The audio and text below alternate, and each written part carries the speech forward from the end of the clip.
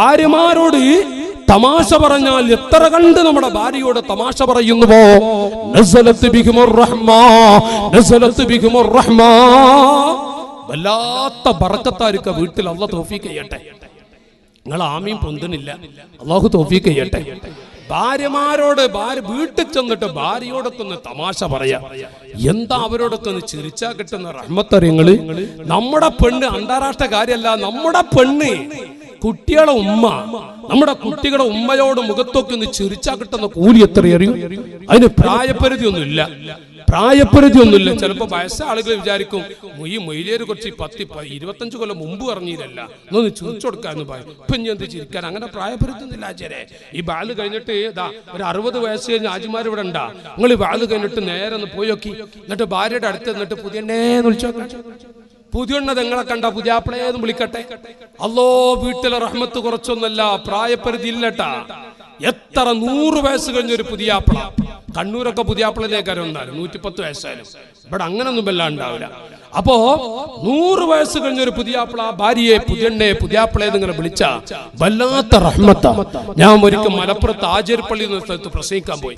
ഒരു എഴുത്ത് കിട്ടി. 20 കൊല്ലം കഴിഞ്ഞിട്ട് ഒരു പെണ്ണ് ഒരു എഴുത്ത് തന്നു. ഉസ്താദേ, എന്റെ കല്യാണം കഴിഞ്ഞിട്ട് 20 കൊല്ലായി, ഇതുവരെ മൂപ്പര് ചിരിച്ചിട്ടേ അല്ല. ബാദിന്റെതാ ഈ ഉസ്താദിന്റെ നാട്ടില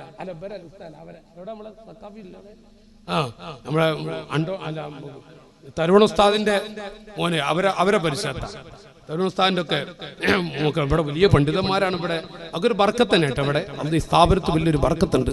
അല്ലാഹു ബർക്കത്ത് ചെയ്യട്ടെ. അപ്പോ 20 കൊല്ലായിട്ട് മൂപ്പര് ചിരിച്ചിട്ടേ അല്ല. നമ്മൾ തരുവണ ഉസ്താദിന്റെ മോനൊക്കെ നാട്ടിലെ കഥപ്പി പറയും, ചിരിച്ചിട്ടേ അല്ല. എന്നിട്ട് ഒന്ന് ബാദിന്റെ സദസ്സിൽ ചിരിച്ചിട്ടാന്ന് വരക്കണം. നിങ്ങൾക്ക് പറഞ്ഞു മനസ്സിലായോ? ഒന്ന് മൂളി ഹബീബിങ്ങളെ. ഒരു ഭർത്താവ് ഭാര്യയുടെ മുഖത്ത് 20 കൊല്ലട്ടി ചിരിച്ചിട്ടില്ല എന്ന് പറഞ്ഞ വല്ലാത്തൊരു ഹംകനട്ടാ. ഞാൻ അങ്ങനെ തന്നെ പറയണം, മനഃപൂർവ്വം പറയൊരു ഹംകനാണ്. എന്തും മാപ്പിളാണ്. അല്ലോ, ഭാര്യമാരോട് തമാശ പറഞ്ഞാൽ എന്തൊരു ഐശ്വര്യമാണെന്ന് റസൂലുള്ള പഠിപ്പിച്ചത് ശഅബാനും റമദാനുമാണ്. ഈ 2 മാസം നമ്മുടെ ഭാര്യയോട് നല്ല തമാശ, വലിയ ബർക്കത്തായിരിക്കും. ഏതെങ്കിലും ഒരു മനുഷ്യന്റെ വാക്കുകൊണ്ട് പ്രവൃത്തി കൊണ്ട് അവന്റെ ഭാര്യ കരഞ്ഞാൽ ആ പെണ്ണ് ഉറങ്ങുന്നതിന് മുമ്പ് അവളുടെ കവളത്ത് മുത്തം കൊടുത്ത് പൊരുത്തപ്പെടിച്ചില്ലെങ്കിൽ പുരുഷന്മാരെ, ഈ ഭർത്താവിന് നേരം വെളുക്കുന്നത് വരെ ശാപമുണ്ട്, മലായികത്തിന്റെ ശാപമുണ്ടെന്ന് പഠിപ്പിച്ച ദീനുൽ ഇസ്ലാം. ഭാര്യമാരെ വേദനിപ്പിക്കരുത്. ഭാര്യമാരോടൊപ്പം നല്ല ചെറിയും കളിയും തമാശകളൊക്കെ. ചില ആളുകൾ ഇവിടെ ഉണ്ടാ. ചില ആളുകളൊക്കെ അങ്ങാടി ചെന്ന നല്ല സ്വഭാവ, പള്ളി ചെന്ന നല്ല മാണിക്കല്ല. ഭാര്യയുടെ അരികിലെന്ന് വന്നു കഴിഞ്ഞാൽ ആഫ്രിക്കൻ കുരങ്ങ് മോഡൽ നമ്മളിവിടെ കണ്ട മക്കളെ ഇവിടെ കണ്ടിട്ടുണ്ട്. അങ്ങനെ ഇവിടെ അങ്ങനെ ഒന്നും ഇല്ലല്ലേ. ഞങ്ങളുടെ നാട്ടിലൊക്കെ കാണാം ആഫ്രിക്കൻ കുരങ്ങ് മോഡൽ. ഇവിടെ ചില മുഖത്തൊക്കെ നോക്കുമ്പോ ഇങ്ങനെ ഭാര്യനെ തല്ലുന്നവരാണോ എന്ന് തോന്നൽ. ഇങ്ങനെ ആ തൊപ്പിട്ടാളെ കണ്ട എനിക്ക് തോന്നുക നിങ്ങൾ പെണ്ണിനെ തല്ലുന്ന ആളാന്നൊരു തോന്നൽ. എനിക്ക് എന്താ അറിയില്ല. അപ്പോ നോക്കി നിങ്ങൾ വീട്ടിൽ ചെന്ന് അങ്ങനെ നരി മോഡല്. അപ്പൊ പെണ്ണ് മെല്ലെ വന്നിട്ട് ചായ എടുക്കട്ടെ, ഉണ്ടമുഖം, ഹംക്കുമുഖം. ഇതൊക്കെ ഒരു മാപ്പിളയാണ്. ശഅബാൻ മാസാണ്, ബറാത്താണ് ഈ അടുത്തിരിക്കുന്നത്. ഭാര്യയോടൊന്ന് ചിരിച്ചാൽ കിട്ടുന്ന കൂലി കുറച്ചൊന്നല്ല പുരുഷന്മാരെ. നമുക്ക് എന്ത് ചെയ്യുന്ന പറ്റിയ ചെണ്ടല്ല നമ്മുടെ ഭാര്യ. സമാധാനം വേണോ? ഉസ്താദ് എവിടെ ഇരിക്കുന്നേ? മഹാന്മാര് പഠിപ്പിക്കുന്നിടത്തന്മോ അമ്പാലുകും. ഭാര്യമാരോട് തമാശ പറഞ്ഞാൽ, സന്തോഷിപ്പിച്ചാൽ അവിടെ ധനത്തിൽ നല്ല വളർച്ച തരും. നിങ്ങളൊരു പെട്ടിക്കട തുടങ്ങിയാൽ അതിൽ വളർച്ച കിട്ടും. അല്ലാഹു തആല ആയുസ് നീട്ടിത്തരും. എന്ന് പറഞ്ഞാൽ ക്യാൻസറിനേക്കാൾ കടുപ്പമുള്ള രോഗങ്ങളിൽ നിന്ന് ഭാര്യ മക്കളോടൊപ്പം, പ്രത്യേകിച്ച് ഭാര്യയോടൊപ്പം നല്ല ചെറിയും തമാശയായിട്ട് അല്ലാഹു തആല ക്യാൻസർ പോലെ രോഗം ആ സഹോദരന് കൊടുക്കൂല. മഹാന്മാര് പഠിപ്പിക്കുകയാണ്. സുബ്ഹാനല്ലാഹ്. ഞാൻ ഈ അടുത്തൊരു ചെറുപ്പക്കാരൻ ചെയ്ത പണി എന്നെ വല്ലാതെ വേദനിപ്പിച്ചു. ഞാൻ പറയടാ, നിന്നല്ല പൊരിക്കടാ. ഏകദേശം എന്റെ പ്രായം എത്ര ഇല്ല. ഞാൻ അവരോട് പറഞ്ഞു, നിന്നെ ബുടൂലടാ റബ്ബ്. അപ്പൊ എന്തരങ്ങള് അവന്റെ ഭാര്യയുടെ ഉപ്പ, ഞാൻ പറഞ്ഞ ആശയം തിരിയണ്ട, അവന്റെ ഭാര്യയുടെ ഉപ്പ ക്യാൻസർ പിടിച്ച് കിടക്കുക 5-8 മാസമായി. ഈ പെണ്ണൊന്ന് കാണാൻ വേണ്ടി പെണ്ണിനെ അനുവദിച്ചതേ ഇല്ല. ഉപ്പ 5-8 മാസം കിടന്നിട്ട് നോക്ക് കാണാൻ പറ്റിയില്ല. അവസാനം ബാപ്പ മരിച്ചു. ബാപ്പ മരിച്ചത് സുബഹിക്കാണ്. 3 മണിക്ക് മയ്യത്തെടുക്കുന്നു. 2 മണി വരെ സ്വന്തം മകളെ വിടുന്നില്ല ഇവൻ. ഈ ധിക്കാരിനൊക്കെ അന്ന് വിടുവോ? ഇതൊക്കെ ഭർത്താവാ? ദീനങ്ങനെ പഠിപ്പിച്ചിട്ടില്ല.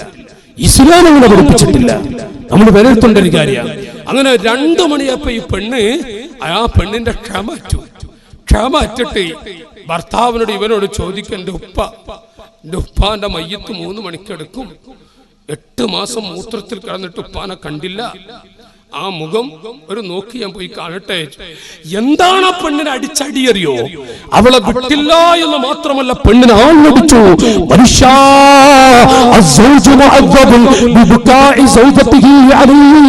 ഭർത്താവിന്റെ വാക്കുകൊണ്ടോ പ്രവൃത്തികൊണ്ടോ ആ പെണ്ണെങ്ങാനും കറന്നു പോയാൽ രാത്രി ഉറങ്ങുന്നതിന് മുമ്പ് ആ പെണ്ണിന്റെ കവളത്ത് മുത്തം കൊടുത്ത് പൊരുത്തപ്പെടിച്ചില്ലെങ്കിൽ പുരുഷന്മാരെ എത്ര ഹജ്ജ് ചെയ്ത ഹാജിയാണെങ്കിലും അല്ലാഹു പാപ്പറാക്കി കളയും. നമ്മെ ദുനിയാവിൽ അല്ലാഹു നമ്മെ നശിപ്പിച്ചു കളയും. ഇവിടെ വെച്ച് തന്നെ അല്ലാഹു ശിക്ഷ നൽകും. ഇന്നല്ലാഹ ലയുഅദ്ദിബു ഹലാക്കൽ അബ്ദി ബുദൂല അവൻ അല്ലാഹു തആല കാക്കുമാറാവട്ടെ.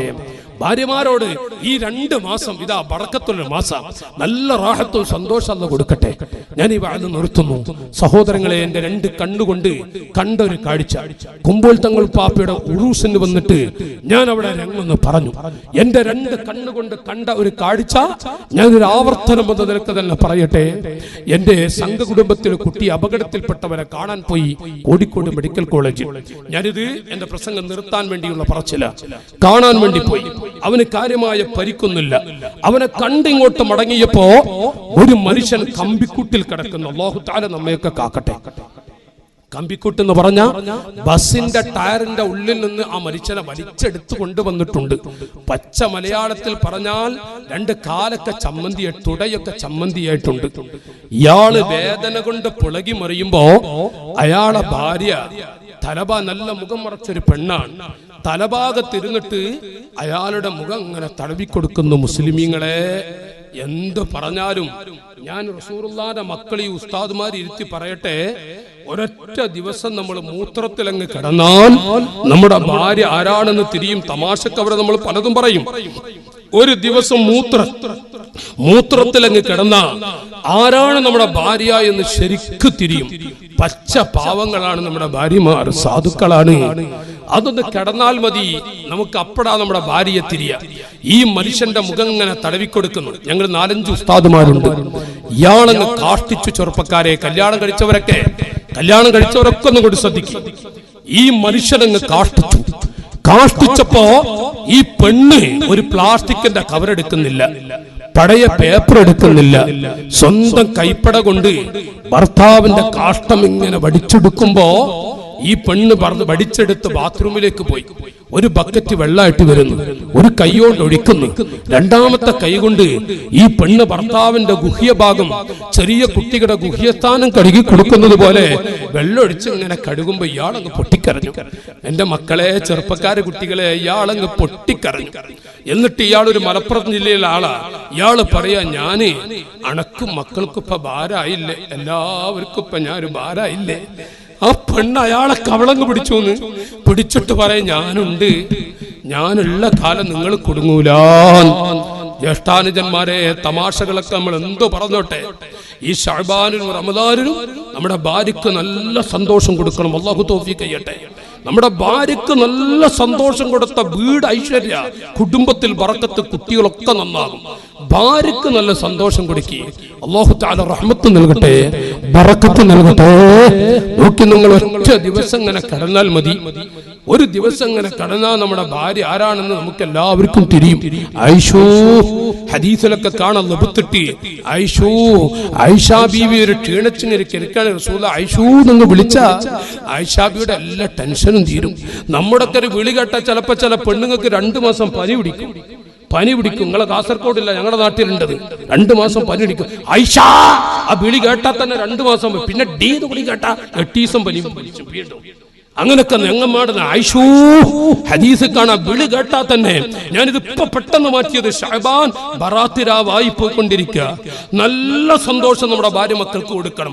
മക്കൾക്കൊക്കെ കിട്ടും, സ്നേഹങ്ങൾ വന്നോളും. ഭാര്യക്ക് നല്ല സന്തോഷം കൊടുക്കണം. ഭാര്യയും നമ്മൾ എപ്പോഴും നല്ല ഈ റമദാൻ ചെറിയ പെരുന്നാൾ കഴിയുന്നത് വരെ ചെറിയും കളിയും തമാശക്കായിട്ട് നസലത്ത് ബിഹിമുർ റഹ്മാൻ.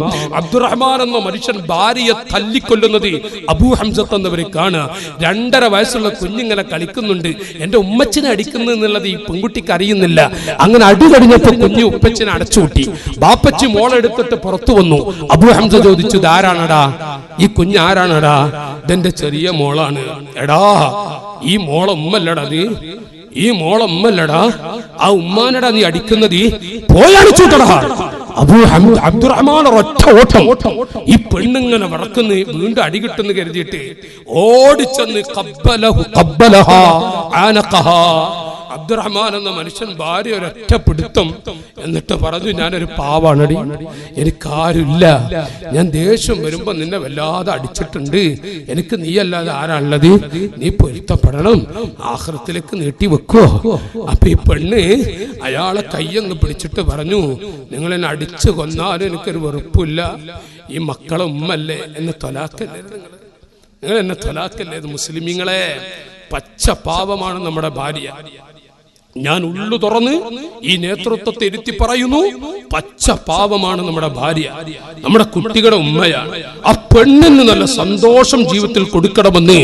എന്നാൽ ഈ 2 മാസം കൊണ്ട് ജീവിതം എന്താണെന്ന് നിങ്ങൾക്ക് തിരിയും എന്നറിയിച്ചുകൊണ്ട് അല്ലാഹു തആല നമ്മുടെ ജീവിതം ഖൈറാക്കി തരുമാറാവട്ടെ, നല്ല ബറക്കത്തുള്ളതാക്കുമാറാവട്ടെ, ഇസ്സത്തുള്ളതാക്കുമാറാവട്ടെ. മരിച്ചുപോയ ഉമ്മ ഉപ്പ ഒന്നും നമ്മുടെ കയ്യിലില്ല. മരിച്ചാലാണ് അവരെ കുറിച്ച് അറിയാം, ജീവിച്ചിരിക്കുമ്പോൾ ഒന്നും അറിയില്ല. ഉമ്മാന്റെ റൂഹങ്ങ് അങ്ങ് വിട പറഞ്ഞാൽ നമ്മുടെ ഉമ്മാരാണെന്ന് തിരിയും. നമ്മുടെ ബാപ്പ നമ്മോട് വിട പറഞ്ഞ ആരാണ് നമ്മുടെ ഉപ്പാന്ന് തിരിയും. കോടിക്കണക്കിന് ഡോളർ കൊടുത്താലും കിട്ടാത്ത 2 മുത്തുകളാണ് ഉമ്മ ഉപ്പ എന്ന് പറഞ്ഞ മരിച്ചുപോയ ഖബറുകൾ അല്ലാഹു സ്വർഗ്ഗത്തോപ്പാക്കട്ടെ, ജീവിച്ചിരിക്കുന്നവർക്ക് അല്ലാഹു ആഫിയത്ത് കൊടുക്കട്ടെ.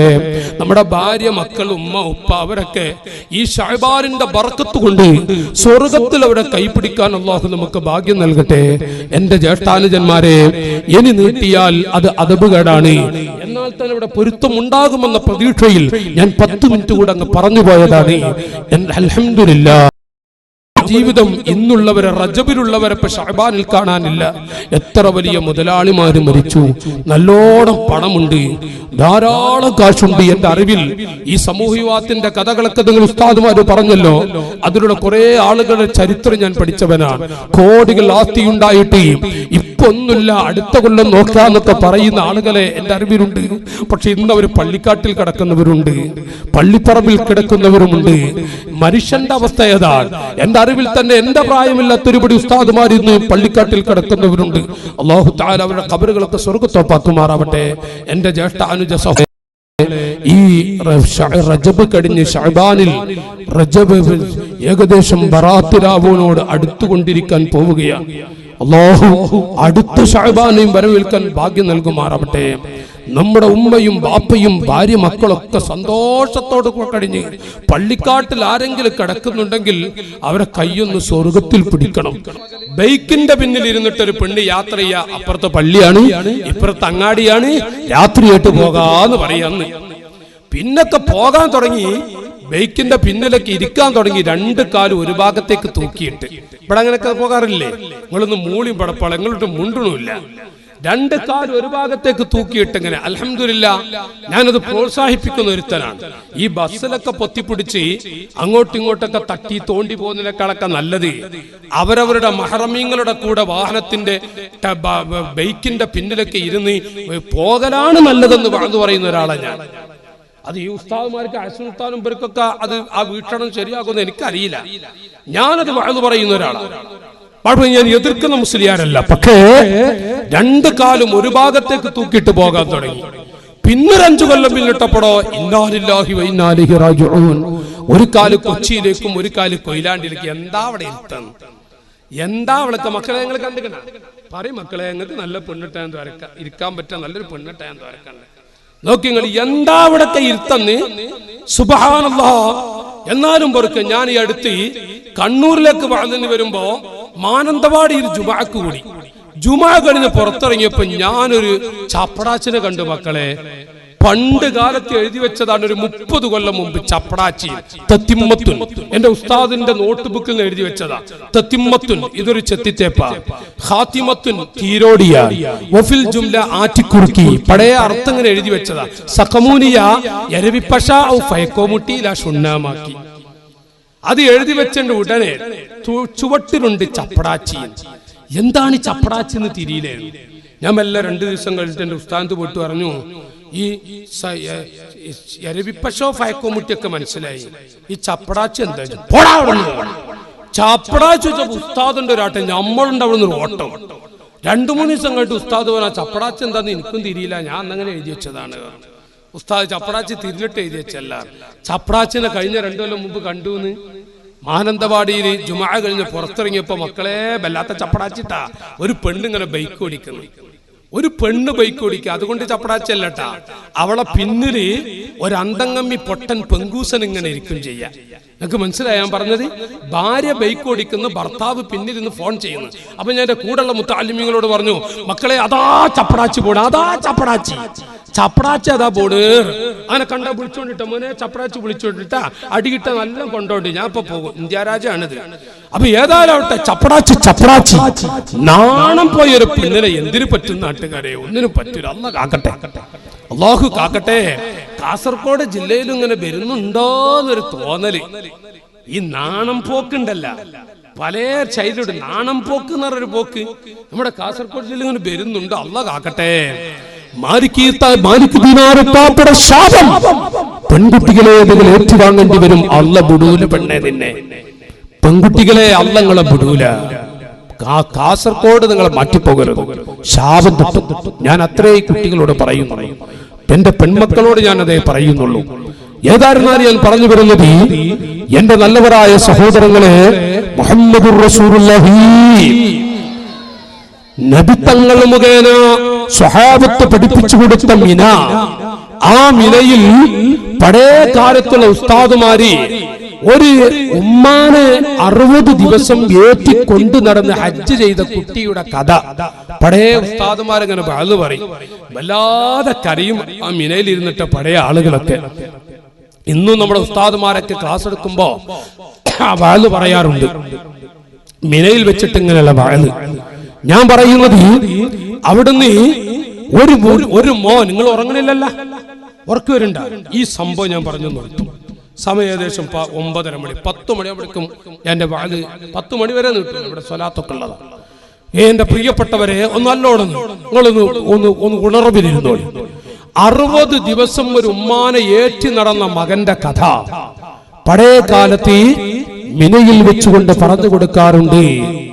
ഒരു ഉമ്മ, ആ ഉമ്മയെ 10 മാസം നൊന്ത് പ്രസവിച്ച ഉമ്മയെ ചുമരിലേറ്റിക്കൊണ്ട് സുമുഖനായ ചെറുപ്പക്കാരൻ നടക്കുന്നു. അറഫ, മിന, മുസ്ദലിഫ എല്ലാ സ്ഥലത്തേക്കും പോകട്ടെ.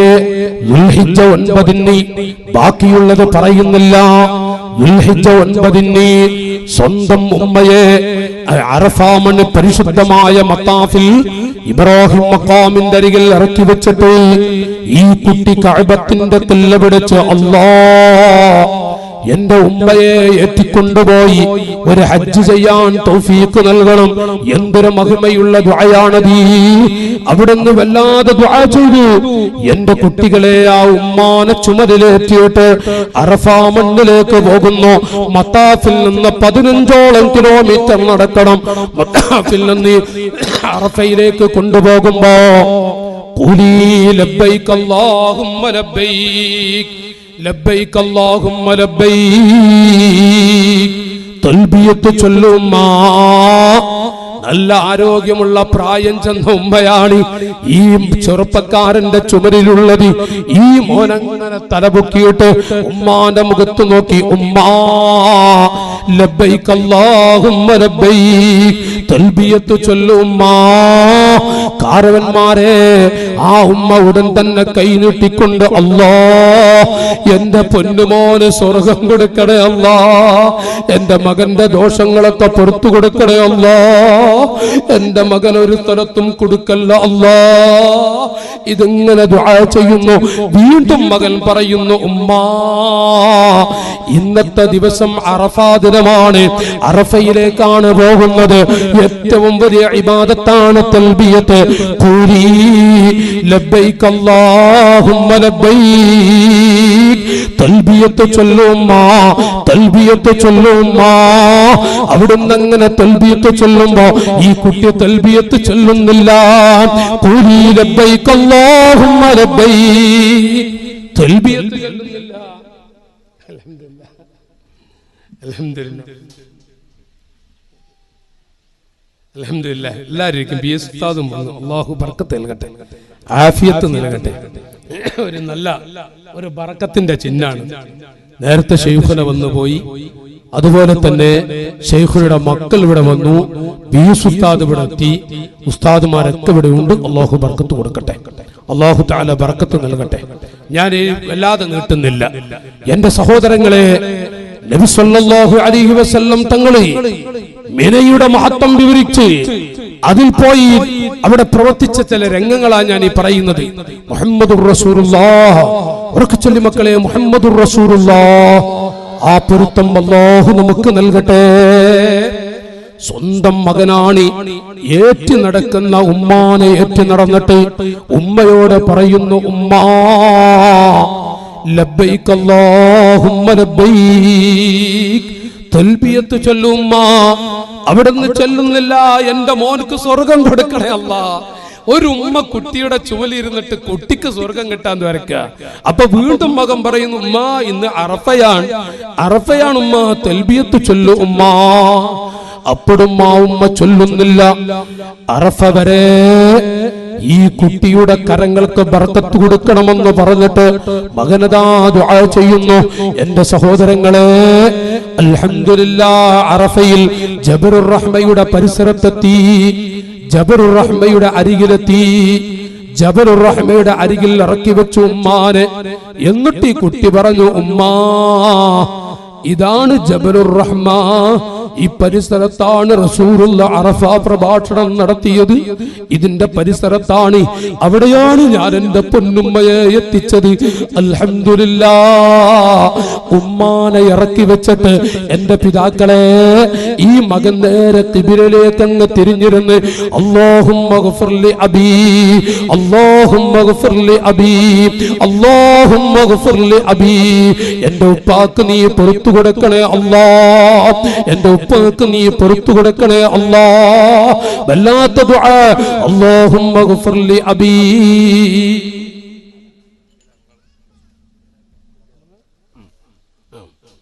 അല്ലാഹുമ്മ ഗഫിർലി അബീ. അൽഹംദുലില്ലാഹ്.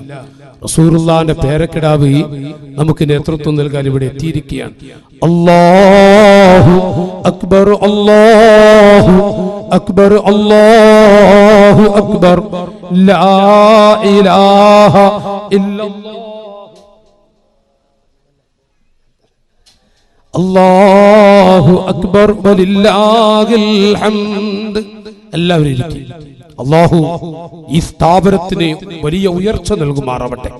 ഈ സ്ഥാപനത്തിൽ അല്ലാഹു വലിയ ഉയർച്ച നൽകുമാറാവട്ടെ. എന്നെ നീട്ടുന്നത് ഭൂഷണമല്ല എന്റെ സഹോദരങ്ങളെ, നീട്ടുന്നത് ഒരു അദബുകേടാണ്. ഞാൻ ഈ ഭാഗം പറഞ്ഞു വെച്ചതങ്ങ് തീർക്കാം. വിഷയം മറന്നില്ലല്ലോ.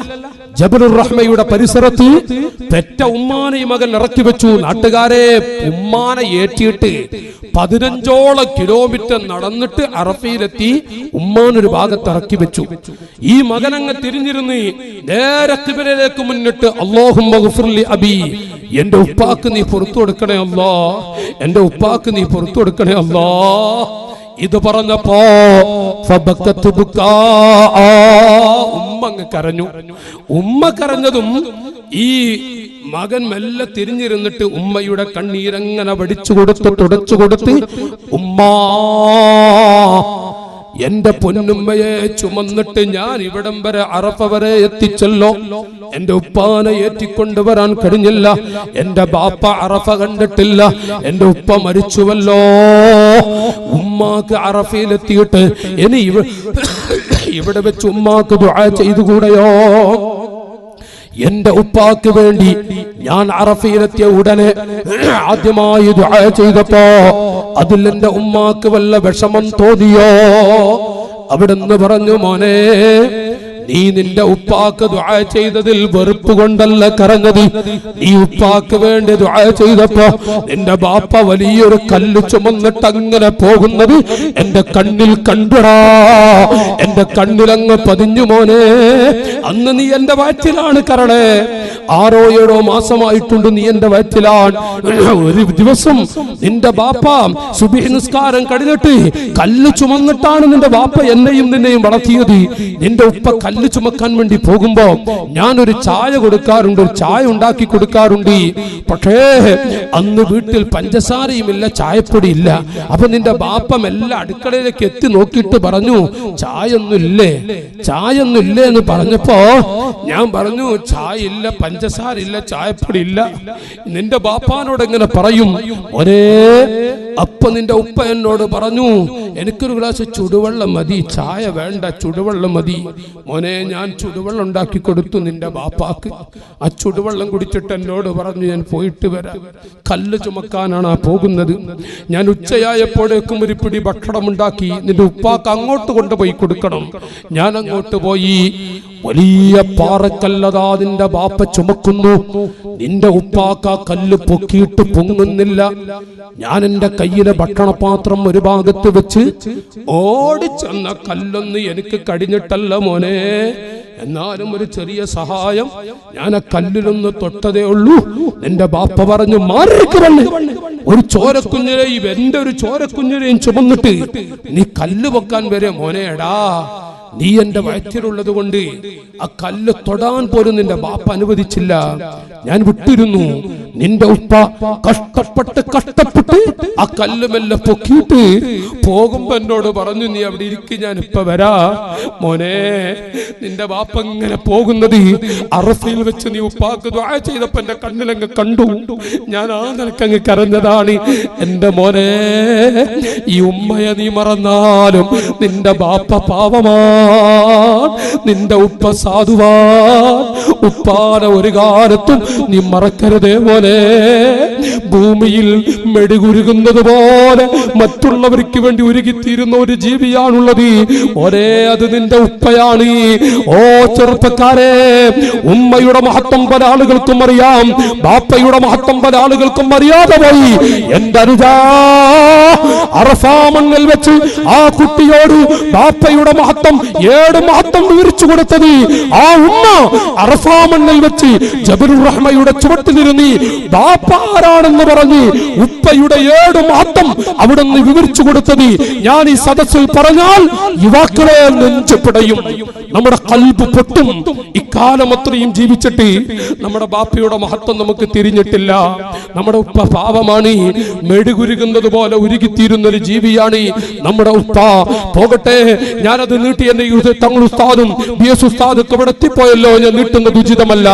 എന്റെ നല്ലവരായ ജ്യേഷ്ഠാനുജന്മാരെ, എന്റെ പ്രിയപ്പെട്ട പെങ്ങളെ, ഉമ്മമാരെ, ഇരിക്കട്ടെ അറഫ, മിനാ, മുസ്ദലിഫ, എല്ലാ സ്ഥലത്തേക്കും ഈ മകനതാ ഉമ്മാനെ ഏറ്റിക്കൊണ്ടുപോകുന്നു.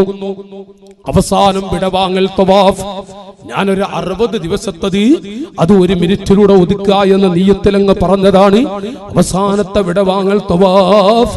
പൊന്നുമ്മയെ ചുമരിലേറ്റിട്ട് അങ്ങനെ തവാഫ് ചെയ്യുന്നു. കുട്ടി മത്താഫിൽ തവാഫ് അങ്ങനെ ചെയ്തിട്ട് ഇബ്രാഹിം മഖാമിന്റെ അരികിൽ ഇറക്കി വെച്ചു. ഈ കുട്ടിയതാ കില്ല പിടിച്ച് അല്ലാഹ് വല്ലാതെ കരയുന്നു. മത്താഫിലെ മഹത്തുക്കൾ ആ കുട്ടിയെ വിളിച്ചു, മോനെ മൻഹിയ, ആരാണിത്? മൻഹിയ, ആരാണിത്? ഹിയ ഉമ്മി, ഹിയ ഉമ്മി, ഇത് എന്റെ ഉമ്മയാണ് തങ്ങളെ. അൽഹംദുലില്ലാഹ്. ആ കുട്ടി പറയുന്നു, ഇന്നത്തേക്ക് 60 ദിവസമായി എന്റെ ഉമ്മാനെ ഏറ്റ് നടന്ന് ഞാൻ ഹജ്ജ് ചെയ്യിപ്പിച്ചു മുഴുവൻ കാര്യങ്ങളും. യാ ഇമാമൽ മുത്തഖീൻ, തങ്ങളെ മഹാന്മാരായ മലായികത്ത് ഈ സാധുവായ എന്നെ നരകത്തിലേക്ക് വലിച്ചു കൊണ്ടുപോകുന്ന അവസ്ഥ കണ്ടാൽ എനിക്കവരോട് പറഞ്ഞുകൂടെ, ഒരു ഉമ്മാനെ 60 ദിവസം ഏറ്റി നടന്ന് ഹജ്ജ് ചെയ്തൊരു മകനാണെന്ന് പറഞ്ഞിട്ട് രക്ഷപ്പെട്ടുകൂടെയോ തങ്ങളെ? മോരെ, നീ 60 ദിവസമല്ലടാ, 60 കൊല്ലം ഉമ്മാനെ ഏറ്റി നടന്നാലും ഉമ്മാക്കൊരു നന്മ ചെയ്തു പറയാൻ മോരെ നിനക്ക് സാധ്യമല്ല.